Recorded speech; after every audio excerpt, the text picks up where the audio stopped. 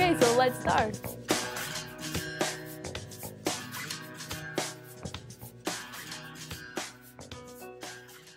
And now you're gonna tell me which one of those pictures you find it more beautiful. More beautiful? Yeah. Okay. All right, so for the first one, I go for the one on the left. That one. Okay. This one. The third one, I prefer the one on the right. That one. I feel so horrible for doing this because they're both. Ugh. That one. Okay, I'm gonna be superficial and go with this one. I get what this is. That one. And number 8, I like the one on the left. Okay, so what if I told you that one of those was Photoshop? I think you guessed it. Yeah, it looked photoshopped. From the two. No. And from those, you chose, like from 8, you chose 2 that weren't modified. All of That the other weren't? ones, yeah. All the others were modified? Yeah. I tried not to. And from all the 8, you chose just 2 of those that were natural. Makes sense. So you're actually one of the exceptions, because... Am I? Yeah. So a lot of people previously chose people who were photoshopped? Yeah. Being superficial feels horrible. I do find it, like, when you are photoshopped in pictures, I do find it looks a lot more unnatural and it looks a lot more fake, essentially, and I don't really enjoy that.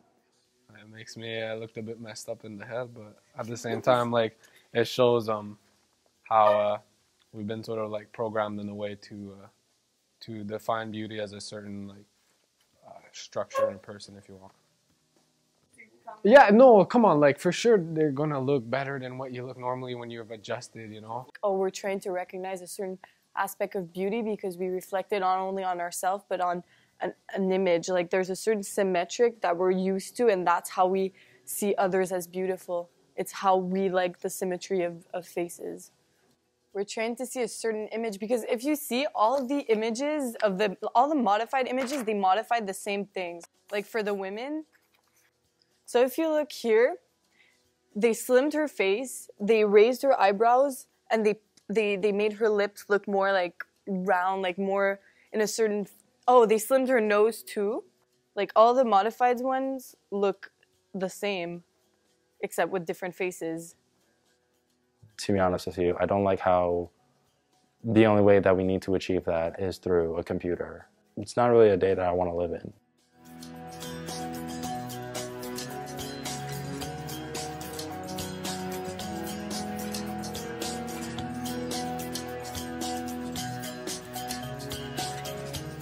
Okay, so we're gonna go to the second part. Okay. You're gonna watch the video. The second video, the one that Ryan was the voice, right? Wow, this is amazing. You like it? I love it. I really do. Like, this is... I wish I was a part of this, to be honest with you. You are now. That's true, isn't it? I found it was really cute. Like, it was really informational, and it was really cute in a way that we could, like, relate to it. And it was nice to see, like, all of my friends and all of my classmates come together and make such an amazing video like that. Like, I liked when we saw, like, Annabelle dancing. We saw that beauty is, like, more than just in one form. It's also a form of expression. You can be beautiful when you do something else than just look good, you know? And I liked how you showed that the magazines influence a lot of what we find beautiful. And honestly, I can't agree more with what you say.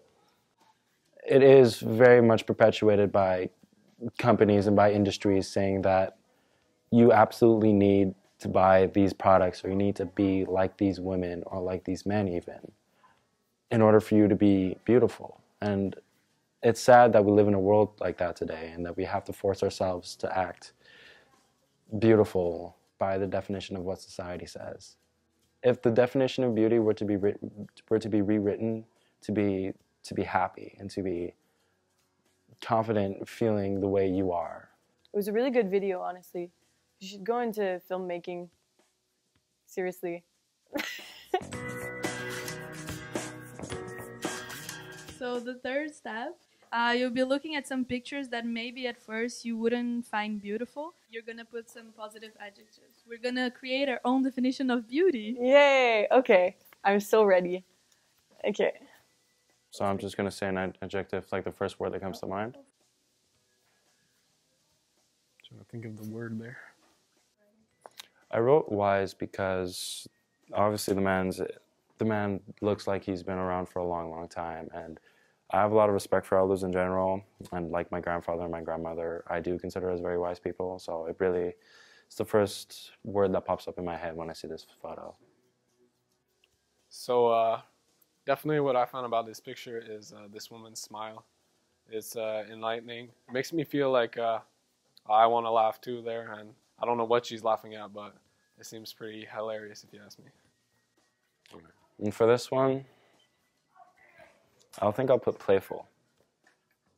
I enjoy how this little girl is, just seems to be having fun, playing what seems to be a game of hide and seek even.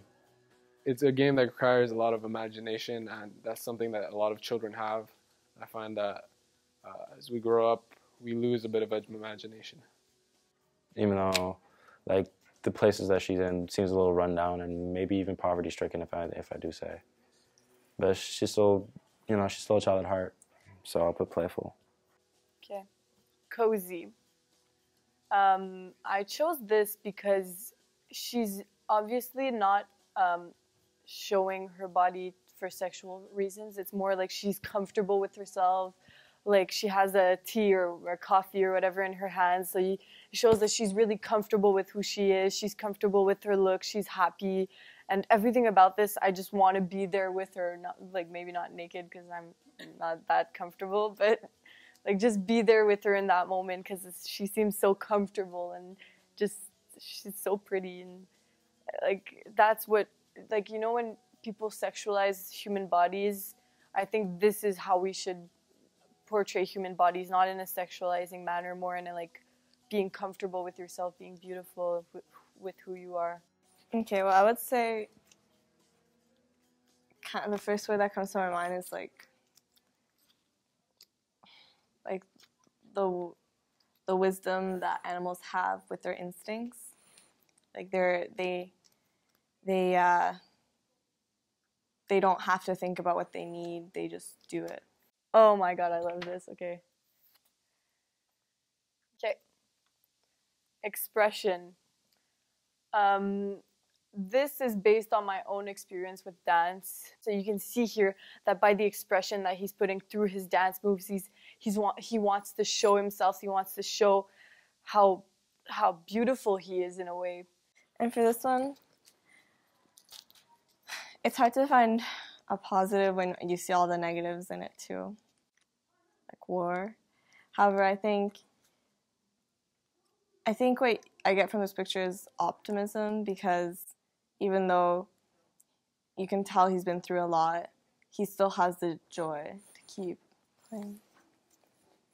We do that a lot, label people, Like, for example, people in school, like there's the jocks and the popular and the whatever. Like we all have those categories that define a whole group of people instead of defining a certain individual.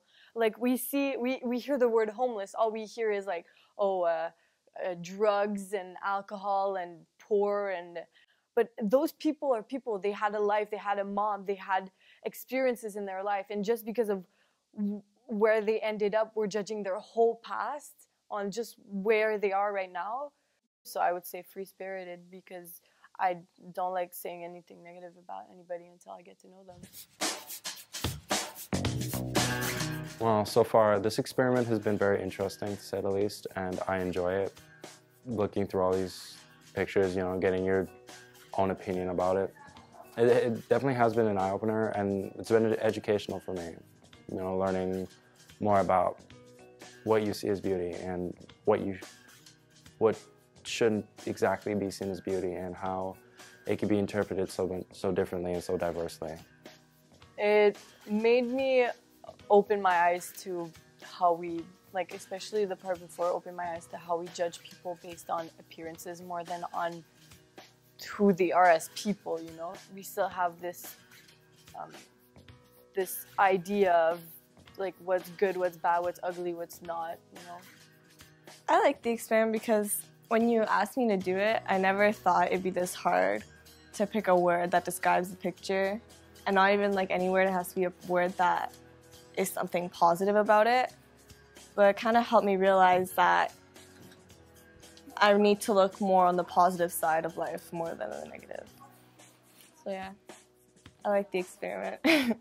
And the idea for the third part is like to train our eyes to see something more. Yeah. To not only see beauty in like magazines and see beauty in real situations. Not only see beauty in the physical appearance, but in the soul of the person or the place, or to not only see, or even in the physical appearance. Like, you don't need to be perfect to be beautiful. You don't. Nobody's perfect. You see those magazine people, how edited they were. Like, they don't even look like themselves, and sometimes they even complain to the people that edit them. They're like, okay, I don't even look like myself. What are you trying to do here? We have to stop just seeing for the immediate and start thinking more. Like, start thinking further. This whole idea of beauty is ridiculous. It's ridiculous. Everything's beautiful. You just have to start seeing it. This is my poem. It's called Redefining Beauty, written by Vincenzo James. Go, Mr. James. The media has forever changed what we see as beauty, wiping every impurity as if by magic. Although it's tragic, girls confuse photogenics with Photoshop, ignoring the hours spent on wiping away acne, removing unwanted body fat as if it's garbage, with so many filters and blurs until it's that perfect image. Girls who see this will expect to be perfect, wanting other people to gander at their perfection, even though a fraction of what they perceive is what they believe. Beauty is not given by a computer. I know, we live in the future, where technology is the greatest prodigy bestowed to us in this 21st century.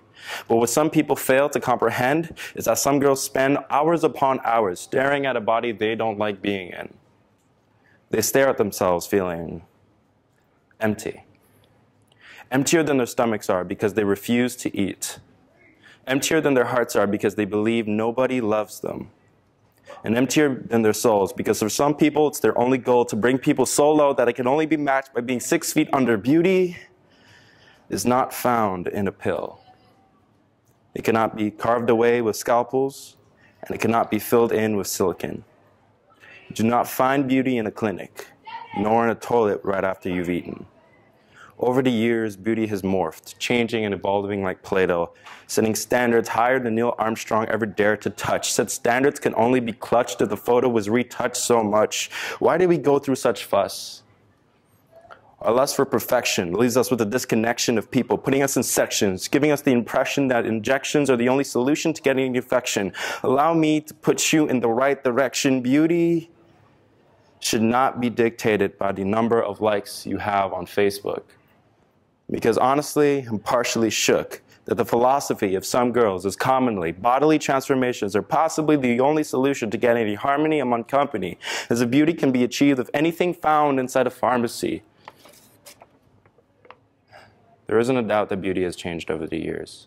The media isn't the only one that we should blame for it. The true culprits here are ourselves. Claiming that we want a girl that's all natural, yet dating the one that looks the most like Kim Kardashian. Saying that, oh, makeup isn't an issue for me, yet they ask girls whether or not they're sick because they forgot to put makeup on.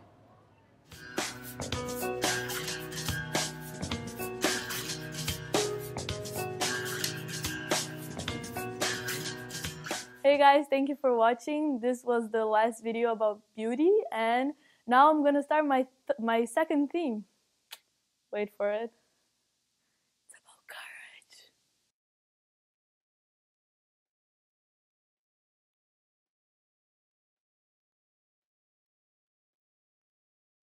Hey. What adjective would you put? Would you put? Recording? In here. Recording. Oh, fuck you. Could Dimitri Baldacchini please report to the front desk? Dimitri Baldacchini. Thank you. That's loud. Yeah. So if I yell, it might hurt your ears. No, please don't do that. I'm not.